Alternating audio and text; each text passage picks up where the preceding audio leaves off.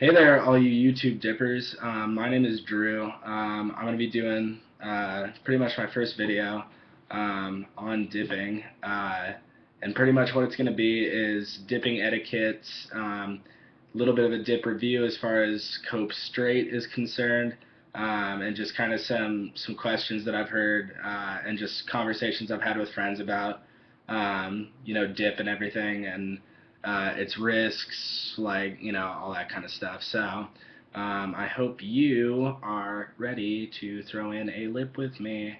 If you're a first-time dipper, this is the video for you. It's pretty much going to be anything from how to pack a can to how to put a lip in, dipping etiquette, all that kind of stuff. So let's go ahead and get started. First things first, you're going to want to get your hands on a can. I prefer Copenhagen Straight. It's what I chew. It's what my dad chews. I think it's pretty much the gold standard as far as, dip goes. So get a can, step one. Step two, pack a can. What you're going to want to do for that is packing for me is pretty much between the thumb and the middle finger is how you're going to want to grip the can, just like that. And then all you're going to do is just like that. That's pretty much your index finger just coming down on the top of it, and it's packing it, it's putting it up against the side of the can so that it's easier to pinch. So that's why you see dippers doing that. Don't fucking sit here if you are a dipper, like first time or regardless. Don't fucking sit here and look at me, like I'm so badass. Watch me pack a can, everybody. Like I dip, so cool. It makes you look like a fucking retard, in my opinion. I mean, that's just me. All you need is just like 1, 2 packs, like maybe. That's all you need. So just like that. And if you can't do that, then start by just pinching your thumb and your middle finger together, and then whipping your index finger into your thumb like that. So just kind of let it hang loose, get used to it a little bit, and then as soon as you feel comfortable with doing that, then practice on a can like that. So after you've packed the can sufficiently and you're ready to take a dip, just crack open the lid, and it really doesn't matter what you do with the lid. Some people like to keep it like underneath here. Some people set it down. Like it doesn't really matter much. It's just a matter of personal preference. And as you can see here, we have our wonderful Copenhagen. It's kind of packed up against the side of the can and everything, as I said before, just so it's easier to pinch. So then what you're going to want to do is take these 2 fingers, your thumb and your index finger, and just dip into it like that, and grab yourself a little pinch, and then all you're going to do is, oh, fuck me, I lost a little bit right there. So you pull out something that looks like that, right? If you're like, hey man, like that's a little too big for me, I don't want to do that, it's my first time, then just shave off a little bit with your thumb back into the can right here. So then you're ready to take the plunge. Don't sit here and open your lip up with your other hand. I think it makes you look fucking stupid. I just kind of throw it in, and that's the end of that. So take your dip and just right in there, and take it off. If you've got extra shit on your hand, just kind of get it off with, I like to get it off with the bottom of my tongue. It gets the leaves kind of back into your lip, and then you can pack it around with your tongue and everything like that. So you can just do that, and now you're off. So get yourself a spitter, which I used to have a mud jug. I used to have the Southern Pride mud jug and everything, and I loved it. I think mud jug is an absolutely awesome investment. If you get a chance, check out Darcy, is his name. He's the president and CEO of Mud Jug. Really a cool dude. He's got a ton of videos on dipping, all things dipping. on his channel. I think it's Mudjug1 or something like that. But go ahead and check him out if you're interested. But moving right along. So I'm probably breaking my own rule right now, but don't sit here and like move your dip from side to side and back and forth with your finger. All you need is to just move it one time, maybe two if you're like uncomfortable or you're sore on one or both sides. Um, just put it in the middle, just like that. And when you do finally feel the need to spit, try not to swallow any of it. I mean, I never threw up my first time, but I know a lot of people that do. And looking back on it now, I wish I would have thrown up my first time, but hey, that's fucking life. So then when you do need to spit, get yourself a cup with a napkin in it so you can soak up anything, and you risk not spilling a lot if you do knock the spitter over. And when you do need to spit, just purse your lips a little bit, kind of working around with your jaw, enjoy the flavor, all that kind of good stuff. And then kind of rest your top lip on the can, or on the cup rather, just like that, and just like that.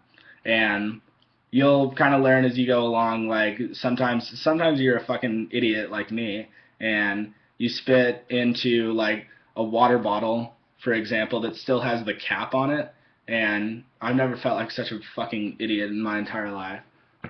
So try to avoid doing what I fucking do. So you've got your dip in, everything's cool. So now I'm kind of on to dipping etiquette, I guess, in general.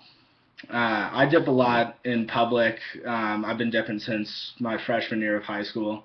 So I was like taking dips in class, doing that whole thing, mainly just because I was fucking addicted quickly. But if you are going to take a dip in public, like in a lecture or like something like that, try and get a spitter. I mean, like this, you can't see inside this. You don't know that I'm spitting into this. For all you know, I could be drinking fucking OJ or something. Like, I like Coke bottles just because Coke looks like dip spit. So that'll help kind of throw the scent off the dipping trail if you're going to take a dip in class. And it's especially helpful for if you run into girls or something like that. Obviously, you don't want to be, sitting there with a fucking huge jug of fucking spit, because they're going to notice, obviously. Or if you're in class, it's going to be like, all right, what the fuck are you doing, like, dipping over here? So just get something that you can't see into. Try and take a dip discreetly. I mean, I don't really give a shit if you're going to take a dip out in public and be my fucking guest. But some people, it just offends them, rubs them the wrong way for whatever reason. Probably because they're fucking intolerant bastards. But that's the whole reason that dip came to be. It's a discreet form of chewing tobacco. It's a discreet way to get your buzz on. And it's not meant to be, sitting outside like smoking a cigarette and taking a dip. It's not the same thing. It's meant to be kind of under the radar. Which kind of brings me to another point. As far as like cigarettes and shit go, and this is like no disrespect, if you smoke cigarettes, like I'm not gonna tell you what the fuck to do with your life. Do whatever you want, please. Like, don't think that I'm like trying to tell you or lecture you or anything like that. But I personally just find the prospect of fucking cigarette smoking it doesn't sit well with me. I can't. The prospect of like inhaling smoke into my chest cavity just doesn't sit well with me at all. And that's why I took up dipping pretty much. So that's that. As far as the dip that you should start on, I know a lot of people start with like the citrus blend from Skull, or some of the fruity flavors like cherry and apple and all that kind of stuff. When you kind of get into your dipping routine, you're gonna I personally think Copenhagen is the best chewing tobacco out there. Cope Long, Cope Straight, Wintergreen isn't bad. I haven't tried this new Southern blend. I've been trying to fucking find it everywhere, but to no avail. So Copenhagen is kind of like the gold standard as far as dip goes. I like Skull and I like all that other kind of stuff, but I just always find myself going back to Copenhagen. So that's that. Straight in and of itself, if you're asking, hey Drew, what does Copenhagen Straight taste like? I call it the dessert dip. I mean, for me, it's something that like after I eat dinner or a meal in general, I'll just throw one of these in, and it's sweet. It's a little earthy, but it's good tobacco. It's nice and moist and everything.